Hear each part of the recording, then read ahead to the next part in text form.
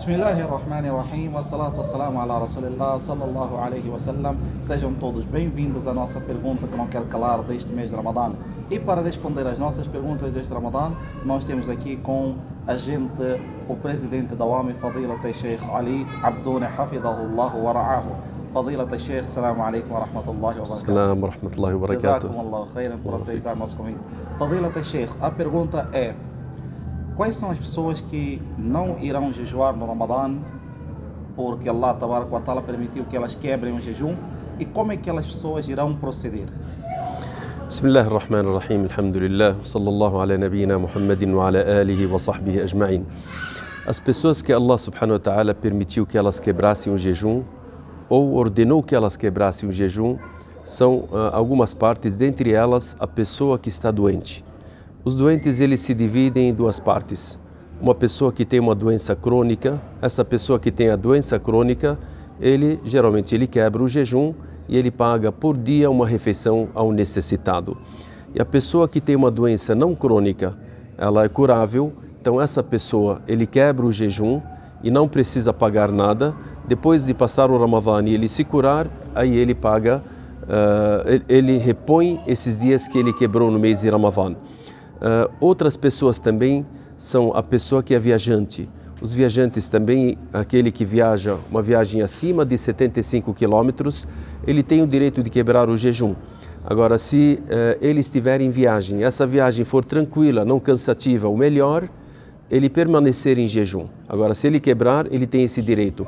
Agora, se a viagem for cansativa, é melhor ele quebrar o jejum, só que os dois eles devem repor o jejum depois de Ramadã. Também dentre as pessoas que quebram o jejum, uma pessoa que é idosa, chegou numa idade que o jejum pode enfraquecê-lo, então essa pessoa ele quebra o jejum e ele paga uma refeição por cada dia para os necessitados.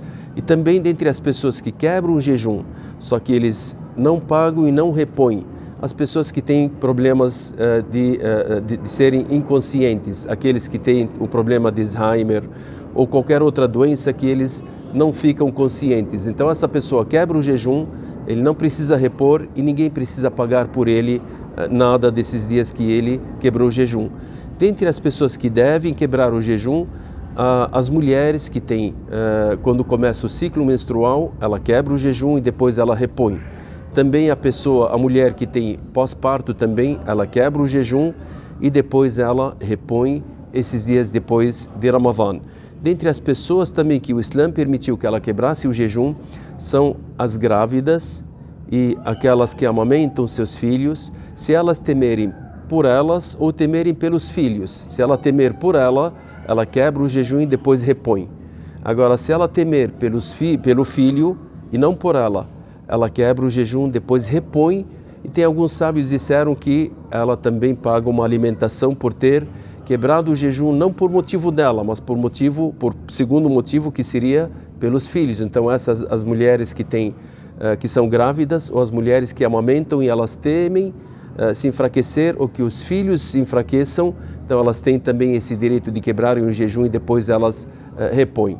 Isso em geral são as pessoas que podem quebrar o jejum, e a maneira que elas fazem, se elas repõem somente esses dias de jejum, ou se elas repõem e pagam, ou se elas somente pagam, ou aquelas que não precisam repor e nem precisam pagar.